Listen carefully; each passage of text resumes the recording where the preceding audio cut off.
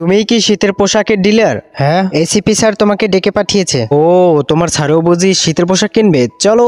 A few moments later. তোর জন্য বাজারে গিয়ে আমি শীতের পোশাক পাইনি, তুই সব কিনে নিয়েছিস। বল, আর কোনোদিন শীতের পোশাক তুই কিনবি?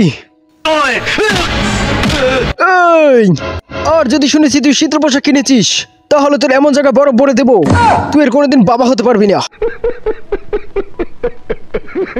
ওই যা করার করে নে, বাজারে শীতের পোশাক শুধু আমিই কিনবো।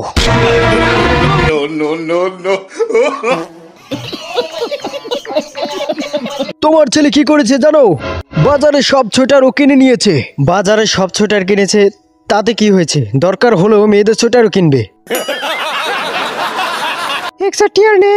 আমি বাজারে শীতের পোশাক কিনতে গিয়েছিলাম, কিন্তু টাকা না থাকার কারণে আমি শীতের পোশাক কিনতে পারিনি।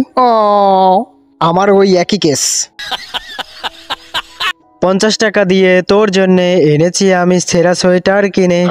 সোয়েটার পরাবো যদি হোস আমার বাচ্চার মা। তুই শুধু আমাকে সোয়েটার পরা, তুই হবি আমার বাচ্চার বাবা। ঈদ পড়েছে, অনেকদিন হয়েছে, এখন পর্যন্ত জ্যাকেট কিনতে পারিনি। মিথ্যে কথা বলছিস তুই? না, আমি মিথ্যে কথা বলছি না। জ্যাকেট কিনতে কিনতে মার্কেট ফাঁকা করে ফেলেছিস আর বলছিস জ্যাকেট কিনিনি। তুই হয়তো জানিস না অজয়, এই শালি শীতের জন্য যা যা আবদার করেছে আমি ওকে তাই তাই দিয়েছি। নিজের জন্য একটা ট্রাউজারও কিনিনি।